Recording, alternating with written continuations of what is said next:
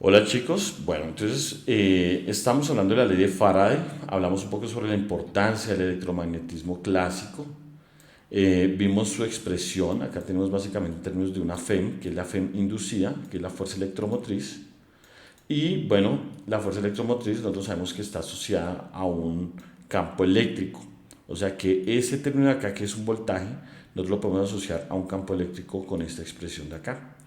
Y bueno, nosotros tenemos que el flujo magnético, que es el producto punto entre el campo y el vector de A, lo podemos escribir como el producto de las magnitudes de cada uno de esos vectores por el coseno del ángulo entre los dos.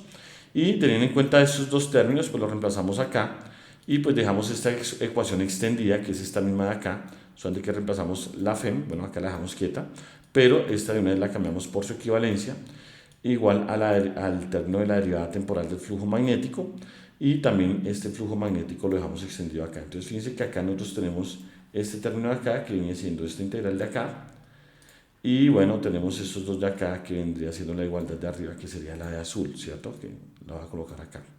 Bien, entonces básicamente tenemos esto. Y bueno, vamos a analizar los diferentes casos en los cuales se puede generar esta FEM. Uno suele hablar o referirse básicamente a la variación del campo magnético, pero pues no es la única forma en la que se puede generar esa FEM. Dependiendo del sistema, también, pues miren acá el término, es la variación temporal de todo esto. Entonces puede cambiar o el campo, o puede cambiar en este caso el área, o puede cambiar el ángulo entre los dos. Entonces, con cualquier variación de alguno de ellos tres, de ser posible, sencillamente se va a generar una FEM inducida, un campo eléctrico. Bien, entonces vamos a ver las siguientes situaciones. Bien, entonces vamos a tener la siguiente situación, y es que tenemos un anillo. ¿Listos? En ese caso, el anillo, yo le puedo colocar un radio, pongamos acá un radio R. Entonces, es R0, coloquémosle. Entonces, ese anillo se mantiene en esa orientación como tal como lo estamos viendo en la figura. Si ustedes se dan cuenta, yo para esta situación voy a decir que acá nosotros, ese es un tiempo t inicial y ese ocurre en un tiempo t final. ¿Listos? Y vamos a suponer que el anillo permanece en la misma orientación, pero el campo magnético, fíjense que son estas líneas rojas, primero digamos tenía un valor grande, que es un valor inicial, es un campo magnético con cierto valor inicial, pero es grande, y de pronto cambió en el tiempo, vamos a suponer que disminuyó. Entonces en este caso, al disminuir, vamos a mirar entonces nosotros que llega a un valor de campo magnético final. Esta orientación que ustedes ven acá, las flechitas, lo que denotan es la dirección del vector dl. ¿Listos? Ese es el vector dl, la que está en negro. Entonces, lo que queremos hacer es hallar la dirección de corriente, en este caso, en esa espira metálica circular que nosotros tenemos ahí. Entonces sabemos que el campo era grande y que disminuyó, y disminuye de forma lineal, disminuye digamos de forma gradual, pero de forma lineal. ¿Listos? Entonces en este caso, y eso entre un tiempo ti a un tiempo tf. Entonces básicamente nosotros, ¿qué tenemos que hacer? Pues nosotros vamos a tomar esta expresión de acá, yo la voy a tomar acá, y vamos a hacer lo siguiente. Entonces de acá nosotros, como necesitamos hallar la dirección de la corriente, entonces podemos dejar alguno de estos dos, pero igual vamos a tener que calcular el campo eléctrico, porque a partir del campo eléctrico nosotros podemos calcular, o bueno, inclusive podemos dejar en términos más bien del voltaje, y con la ley de Ohm vamos a calcular finalmente la corriente a partir del voltaje.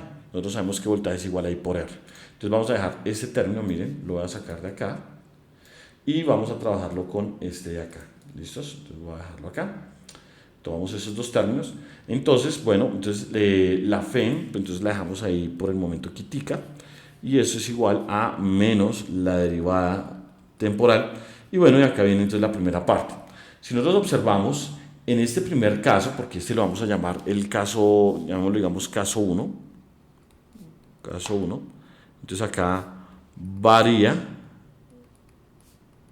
el campo magnético. Lo que está variando es el vector, porque está variando su magnitud. ¿Listos? Entonces varía el campo magnético. Entonces en este caso, eh, si nosotros tomamos en un instante cualquiera una foto dentro de esa variación, nosotros sabemos que la magnitud, esa parte es la que está cambiando. Pero entonces la integral, ojo, ese campo que nosotros tenemos acá dentro de la integral es el mismo en cualquier punto sobre la superficie de este anillo. O sea, que quiere decir que si yo tomo por acá otro pedacito de área, el campo magnético que atraviesa ese pedacito de área es el mismo BI. O sea, el campo es uniforme a lo largo a lo largo y ancho de toda la superficie. Entonces, en este caso, yo puedo sacar este campo magnético, o sea que nos va a quedar el campo por la integral de dA, porque es como si fuera una constante, por el coseno de teta, y ojo porque este teta, en este caso, ese es el ángulo que forma ese vector campo magnético del vector dA. Entonces, como también es constante, fíjense que ese vector teta es constante independiente del punto dA que yo tome con el vector BI que pasa sobre ese dA. Entonces, independiente del punto que yo tome sobre ese anillo, el pedacito de área que yo tome, el campo que atraviesa ese pedacito de área, el vector de A y el campo que pasan sobre ese pedacito forman el mismo ángulo. Entonces, en ese caso, yo también puedo sacar ese coseno de teta, lo puedo sacar y lo dejamos acá a un ladito. Entonces nos queda la integral de dA. En este caso, la integral de dA es la integral sobre toda esa región, sobre esa superficie. Entonces eso se nos va a simplificar y nos va a quedar entonces B, nos va a quedar el campo, la magnitud del campo, por el coseno de teta, que son las constantes. O sea, son constantes dentro de esa foto, ¿no? O sea, dentro de ese espacio, porque todavía no hemos considerado la variación. O sea, recuerden que ahorita tenemos que mirar qué términos son los que están cambiando. Y este de A, pues nos va a dar a nosotros el área total, que va a ser pi por R0 cuadrado. Entonces, en este caso tenemos ahí el área de todo ese anillo. Listos. Como nosotros ya tenemos eso es igual a la FEM. Ahora sí, tenemos que hacer acá una división, perdón, una derivada de un triple producto. Entonces, en este caso, vamos entonces a derivarlo, y eso nos va a quedar entonces que la FEM es igual a menos, y voy a agrupar esto, y ese operador derivada lo tenemos que aplicar en los tres. Lo vamos a hacer de forma general. Entonces nos quedaría la derivada con respecto al tiempo del campo, de la magnitud del campo, más, por coseno de teta. Acá quedaría esto por coseno de teta por pi R0 cuadrado. ¿Listos? Esa sería la derivada de este primero, más, ahora derivamos el de la mitad, entonces quedaría el campo por la derivada del coseno. La derivada del coseno es menos seno de teta. Acá toca la derivada interna, que sería de teta de t, y quedaría el área, y más, bueno, como acá no nos cupo, lo que voy a hacer es lo siguiente. Voy a coger esto mejor y lo voy a bajar acá, y le sumamos ahora la derivada del tercero.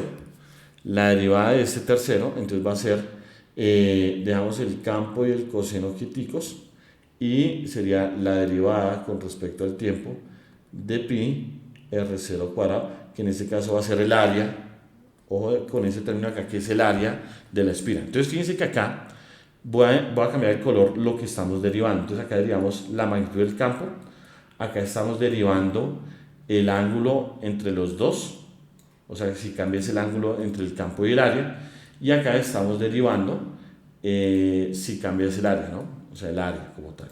Entonces tenemos este término, y ese término sería de forma general. Lo que pasa es que para dejarlo de forma general, yo podría más bien hacer esto, y más bien acá lo voy a dejar no como el área de la espira circular, sino dejémoslo, digamos, en términos de el área general, por donde es esa superficie por donde atraviesa el campo magnético.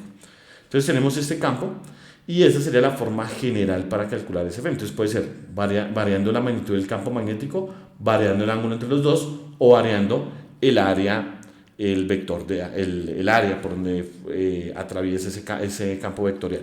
Entonces vamos a mirar entonces ahora cuál es la que se nos acopla a nuestro sistema. Entonces eso lo vamos a ver en la siguiente parte del video.